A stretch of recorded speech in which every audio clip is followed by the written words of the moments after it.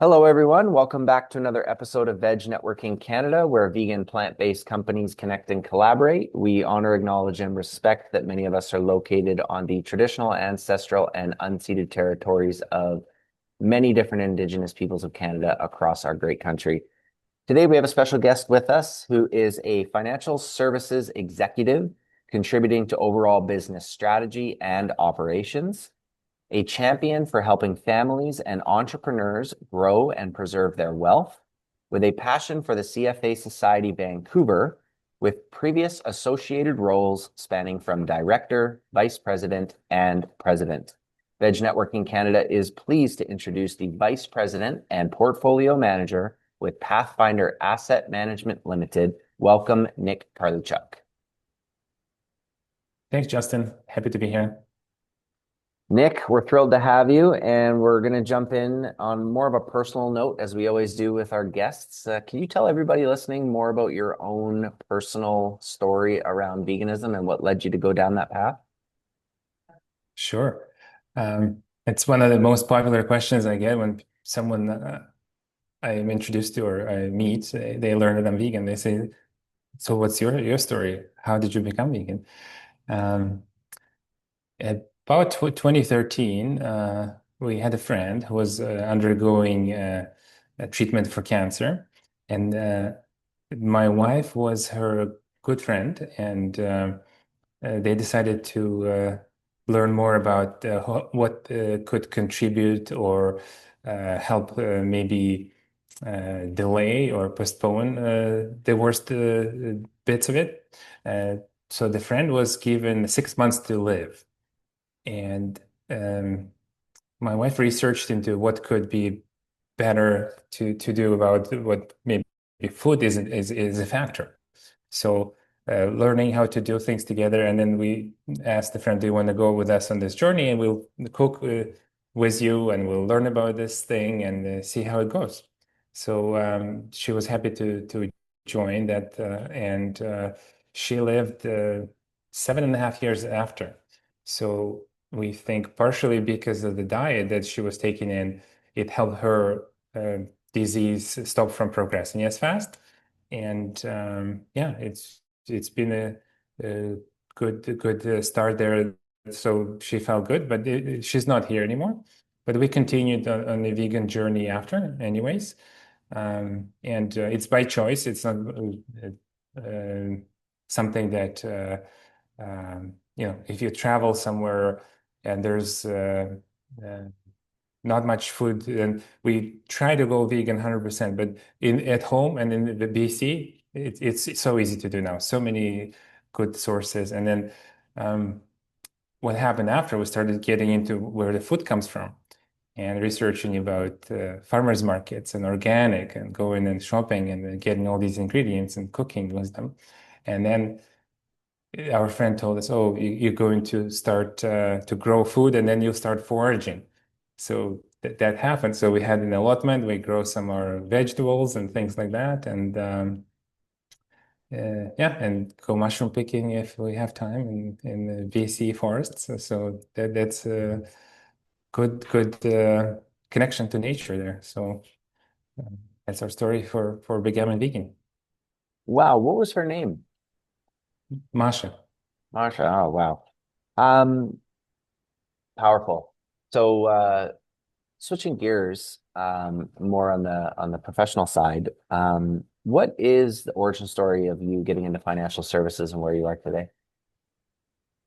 So he moved to Vancouver about 20 years ago, and I was growing up in a different country, and the markets weren't developed there for stock market for shareholders. It was more controlled by government. A lot of companies were government run, and when I was entering workforce, I worked at a bank, and I had the chance to observe how um, privatizing of those government-run enterprises could turn into wealth building, and employees get a certificate, they get shares from that enterprise, and then they can sell those shares to a broker, and then they can accumulate bigger package a block of stock and sell it on to a fund, and then they're a big investor institution. So it was interesting for me as the market was developing. So I was watching it and learning and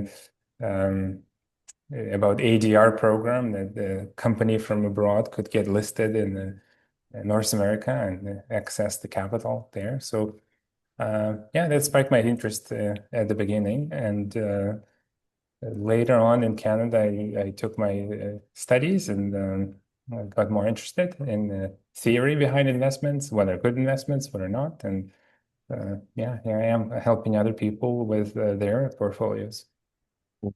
Which country did you move from 20 years ago? Ukraine. Got it. Got it.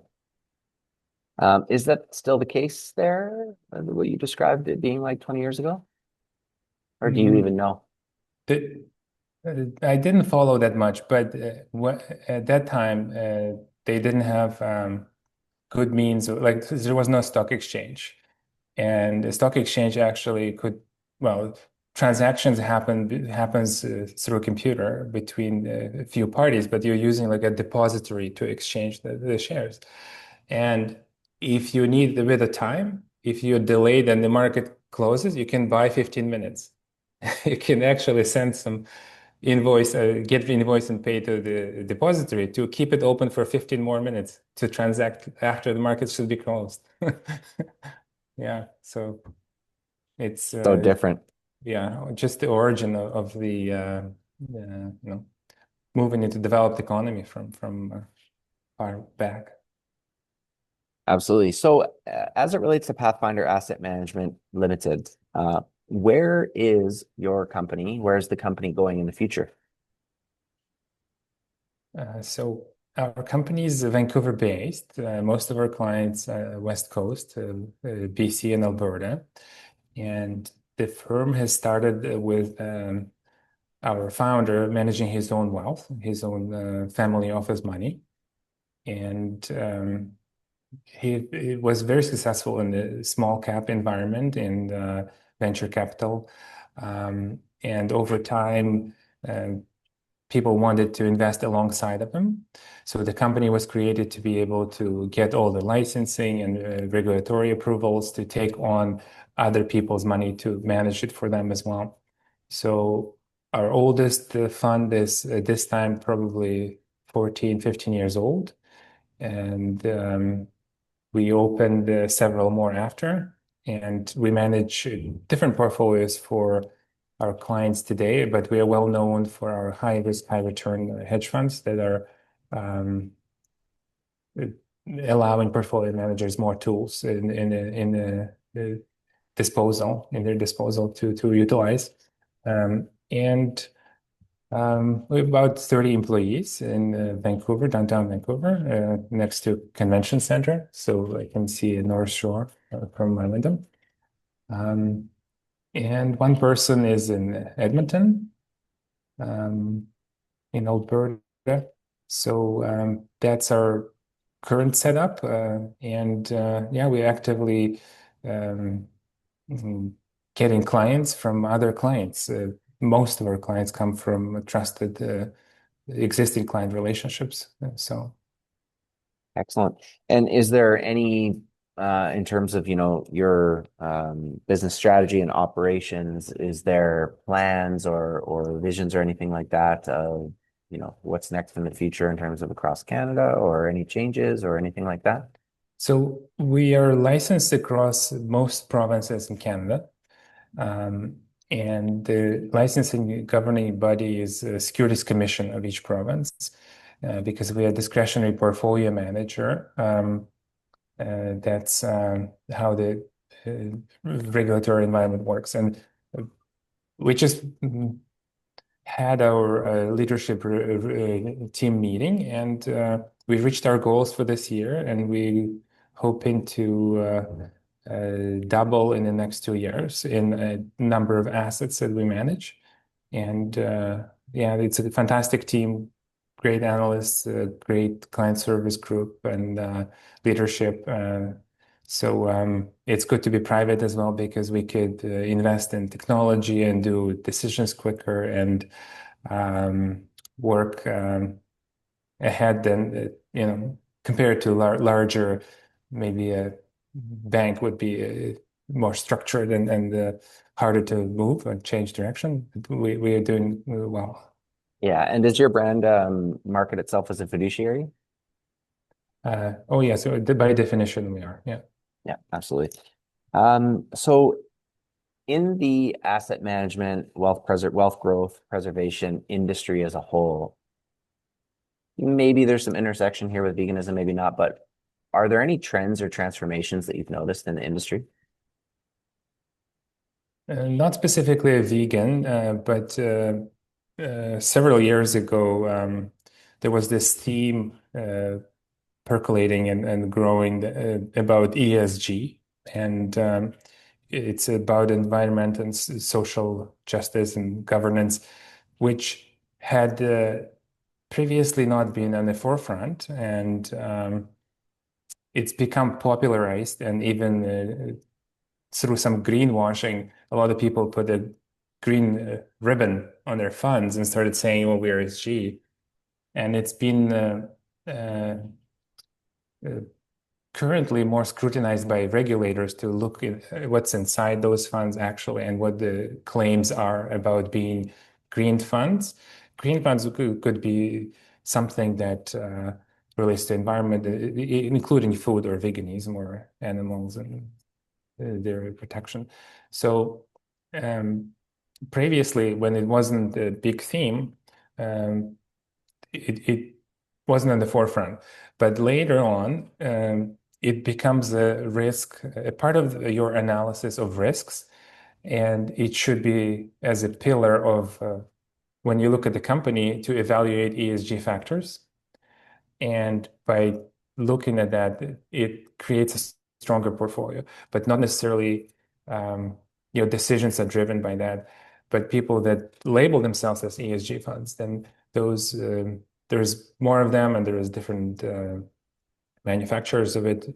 Uh, but we are not. We don't have an ESG fund or anything like that. But our investments, it's just because we're doing fundamental research on everything, they just turn to have higher scores or better scores on ESG uh, parameters compared to an index, for example. So you're getting companies that are good businesses, and naturally they end up being better scoring on those ESG uh, marks compared to if you buy an index all in one.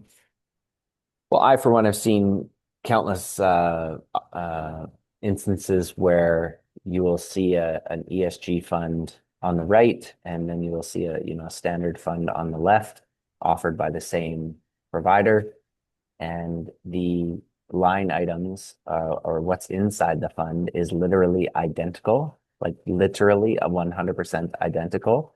It's just that the ESG fund on the right costs more.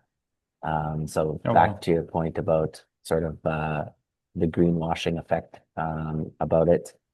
Okay, so in terms of giving back or charity, what does that mean to you? We mentioned that in your intro about the CFA Society Vancouver, but feel free to touch on that or any other organizations or just overall, what does giving back and charity look like for Nick? Mhm.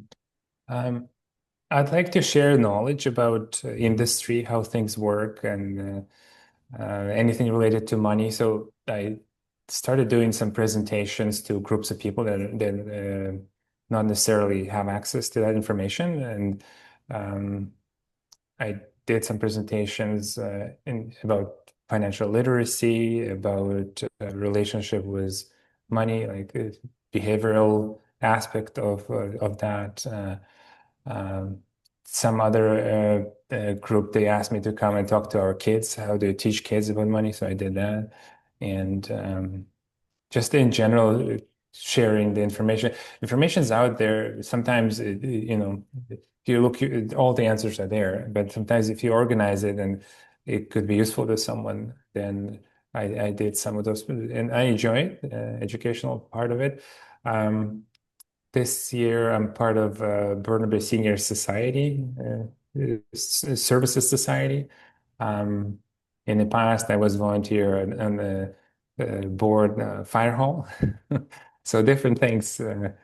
Um, just trying to be part of the community. When we arrived to Canada, soon after, we volunteered for Immigration Services Society to help others. And uh, when I received my CFA charter, I joined CFA Society to become part of that community and volunteered. I was organizing events for the society for many years and talking to speakers, bringing them on, and then progressed to become a president of the society. So that was my journey with them. Now, and not to put you on the spot too much, but is there anything related to giving back or charity in the vegan sphere that you have thought about? Any organizations that might be close to your heart or anything of that sort? Well, I think a good thing to do is support local producers. And before this recording started, we had someone that manufactures chocolate in BC, and I think just showing support and buying their products is one way to make them successful, and they make the ecosystem better and bigger. So, um, yeah. Now, in terms of resources, you're absolutely right. It's true that a lot of, facets around poverty or financial illiteracy. Of course, there's a lot of environmental factors and whatnot, but a big barrier for a lot of people is access to information that they can trust and actually having that information synthesized and sort of put in front of them. So with that being said, whether it's around anything that we've discussed so far in your industry specific or not, do you have any resources that would help other entrepreneurs? So specifically about investments, there's different levels of complexity. So if you want to learn from the scratch about budgeting and saving and the, actually Canada government has a good website with some details about that, about how to use credit cards and debt and good debt and bad debt. So it's a resource you can trust, I think. Government website, just to look for um, financial literacy there. And when you're advanced and you start, you know, filling up your TFSAs, RSPs, paying down your mortgage, and then you sort of have a few choices. You can get advice from a bank. You can do it yourself if you like to learn. There are some um, indexing strategies out there. I think a good one would be Ben Felix on YouTube. He does. I think he's from a PWL Capital. He does good educational videos that are. He's a CFA charter holder, so they make sense. It's good to watch and learn about it. Another one that I like is Plain Bagel.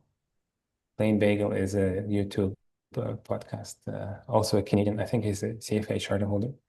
Um, so in wide range of resources, just find those ones that you think interesting and deliver correct information. I think things change. Maybe there's other ones I don't know about, but these come to mind as potentially good. Well, you can't go wrong with Ben Felix from PWL, and I think it's Richard Coffin from the Plain Bagel as well. Great resources. So thanks for sharing those. Much appreciated. All right, so last two for you here. Who or what? You've already mentioned it, I think, in a few different places, but who or what inspires you?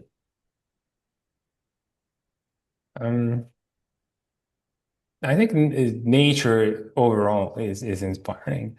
And so having started to plant our things and growing, especially bigger things like bushes and trees, you can put a tiny seed of something and it turns into a big plant. And so I'll tell you a story. There's a peach tree that we harvested over 100 peaches this year.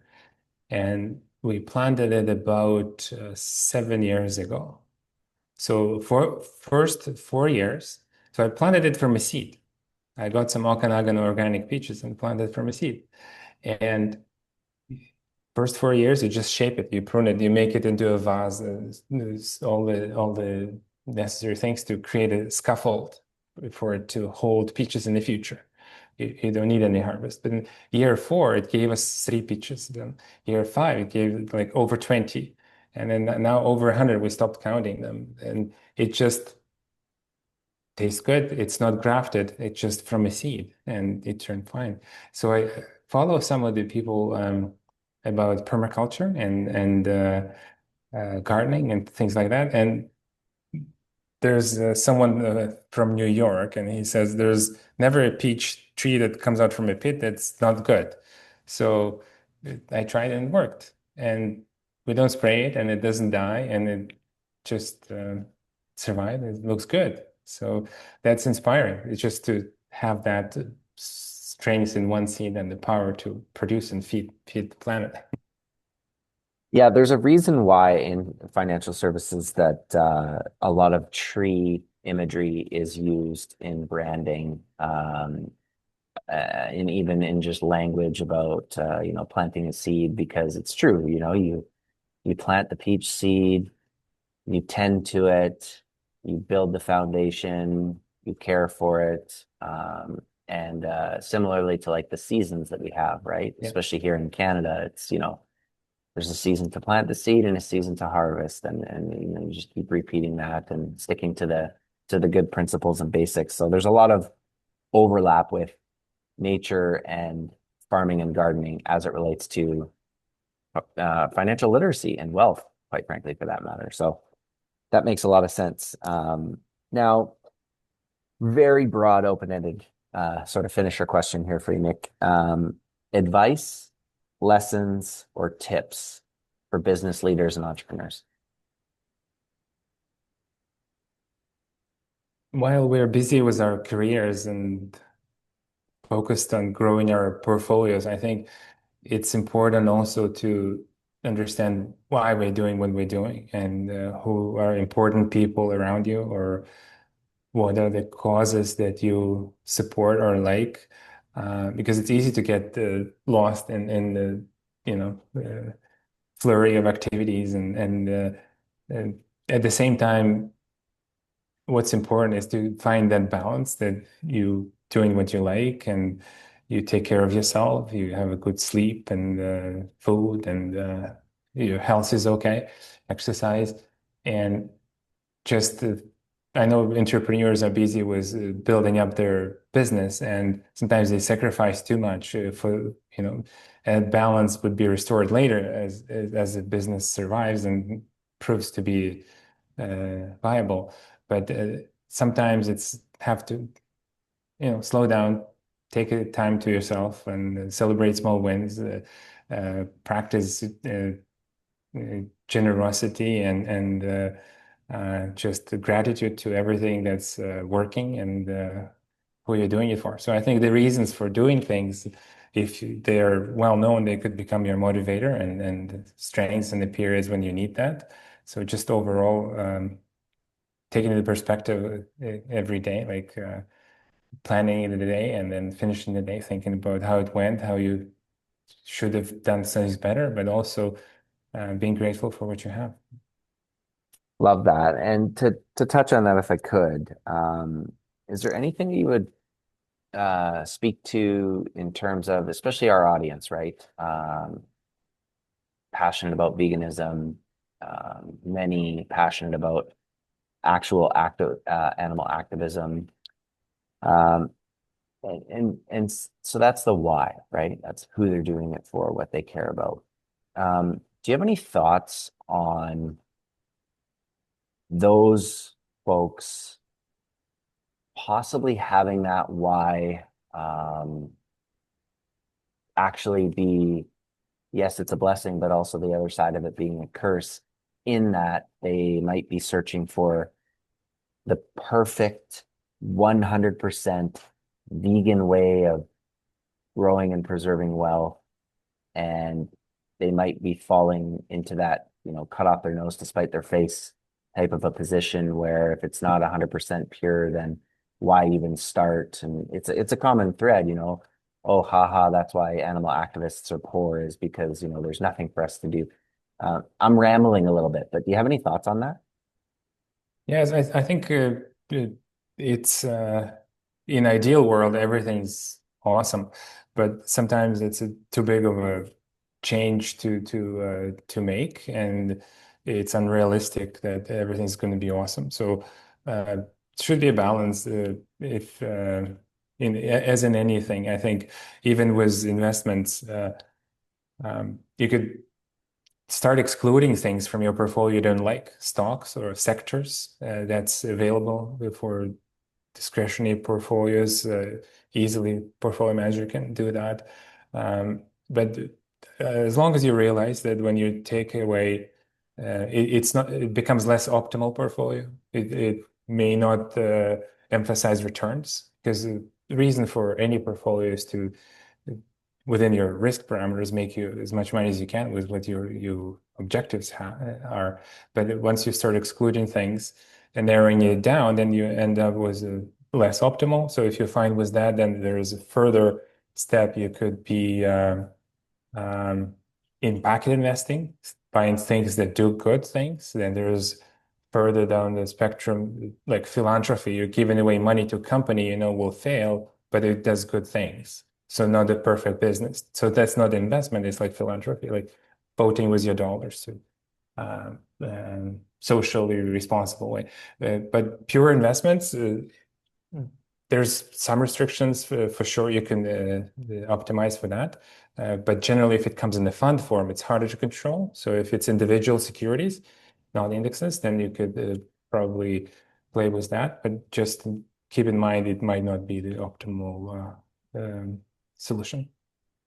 Yeah, and there's other conversations going around about you know, one way of doing it is really just being realistic and understanding it's not perfect for the values or visions that maybe we have, and we know that as our community knows, there's a lot of bad that still goes on. But in this space, understanding and maybe having a level of acceptance about that, and then turning around and using profits to then give directly to that animal sanctuary that you love or Yeah. whatever it might be, right? So um, I bring up that question just to hopefully give people a little bit of comfort to start thinking about those questions, talking about it more, and not feeling like it's an all or nothing where, well, if it's not perfect, I'm not going to do anything, and that doesn't get you very far ahead. So thank you so much, Nick, for that. Appreciate it. And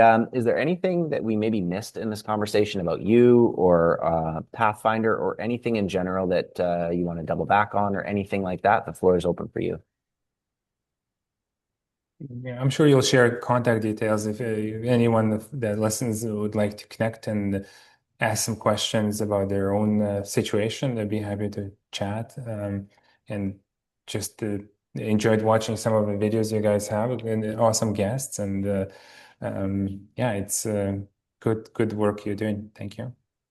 Awesome. All right. So as Nick alluded to, everybody, you can find out more online. It's the company is Pathfinder Asset Management Limited, but the website is very easy. It's PAML.ca, PAML.ca. So Nick, thank you for joining us. Everybody who's with us live, thank you for joining us, and everybody listening on your own, thank you for joining us. This has been another episode of Edge Networking Canada, where we had a great conversation with the Vice President and Portfolio Manager at Pathfinder Asset Management Limited, Nick Karliychuk. Thank you, everybody, for being here, and we'll catch you soon on another episode. Take care. Bye for now. Thank you.